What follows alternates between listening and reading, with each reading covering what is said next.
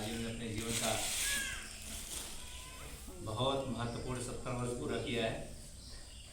एक ऐसी आयु जिसमें व्यक्ति के निर्माण का जो कालखंड होता है बहुत अद्भुत काल है। और यहाँ से जो इनके जीवन का और आगे जो समय आने वाला है, कहते हैं कि बहुत तूफान भरा होता है। थोड़ी सी दिशा अगर गड़बड़ हो जाए तो व्यक्ति कहाँ से कहाँ पहुँच जाता है, और थोड़ी सी दिशा सही हो जाए तो व्यक्ति उन्नति के शिखर की तरफ आरूढ़ हो जाता है। समाज के लिए, संसार के लिए, परिवार के लिए, सबके लिए प्रेरणा का विषय बन जाता है। तो आप सभी लोग योग दर्शन बहुत अच्छी प्रकार से कर रहे हैं, पढ़ रहे हैं, याद कर रहे हैं, और इसकी परीक्षा भी आप लोगों की भी होगी। महर्षि पतंजलि कहते हैं कि आपका जो योग है वो 8 भाग में बटा हुआ है। यम, नियम, आसन, प्राणायाम, प्रत्याहार, धारणा, ध्यान, समाधि, और सबके लिए उन्होंने अलग अलग सूत्र दे रखे हैं। यम का सूत्र आप सबको पता है, अहिंसा, सत्य, अस्तेय, परिग्रह, ब्रह्मचर्या, यमाः। नियम के सूत्र में शौच, संतोष, तपः, स्वाध्याय, स्वप्रधानानि नियमाः। आसन के क्रम में चलते हैं तो स्थिर सुखमासनम। प्राणायाम के लिए तस्मिन् सति श्वास प्रश्वास योर गति विच्छेदः प्राणायामः। और फिर ये जो बहिरंग के बाद जब अंतरंग की तरफ बढ़ते हैं तो प्रत्याहार घटित होता है हमारे जीवन में। स्व विषयासम प्रयोगे चित्तस्य स्वरूपानुकार इवेन्द्रियाणाम प्रत्याहारः। और इतना होने के बाद जो अंतरंग की यात्रा होती है वो मनुष्य के जीवन के लिए सर्वोत्कृष्ट है। ये जिसके जीवन में घटित हो जाए उसे सामान्य मनुष्य से ऊपर उठ करके ऋषित्व को प्राप्त होने में बहुत देर नहीं लगती। क्या कहा? देशबंध चित्तस्य धारणा। धारणा उत्पन्न हो जाए तो ध्यान की तरफ बढ़े। तत्र प्रत्येकतांता ध्यानम।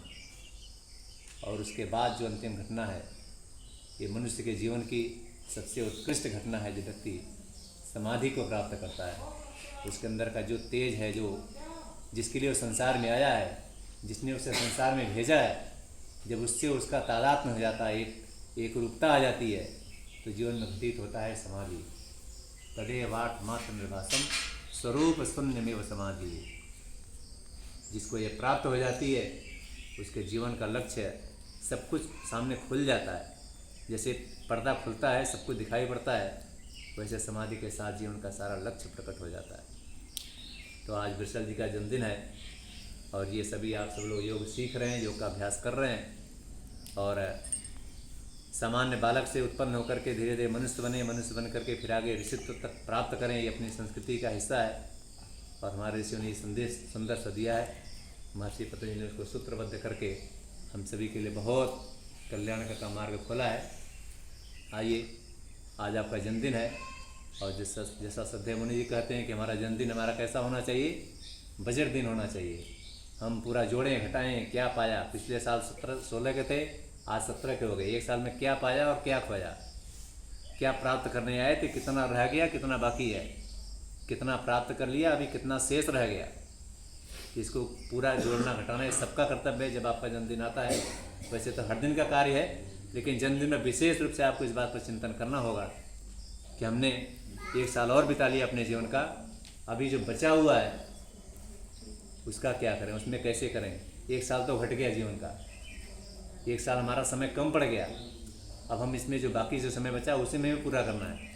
तो जब इस तरह का चिंतन करेंगे तो वर्ष दर वर्ष आप उत्तरोत्तर प्रगति को प्राप्त करेंगे और फिर आपका जीवन वैसा बनेगा जैसा आप बनने के लिए आए हैं। आपको अपने को जानना है, आपको अपने को जानने में ईश्वर को जानना पड़ेगा, आपको अपने को जानने में संसार को जानना पड़ेगा। तब कवि ने कविता लिखी है, तू कौन है, तेरा नाम क्या।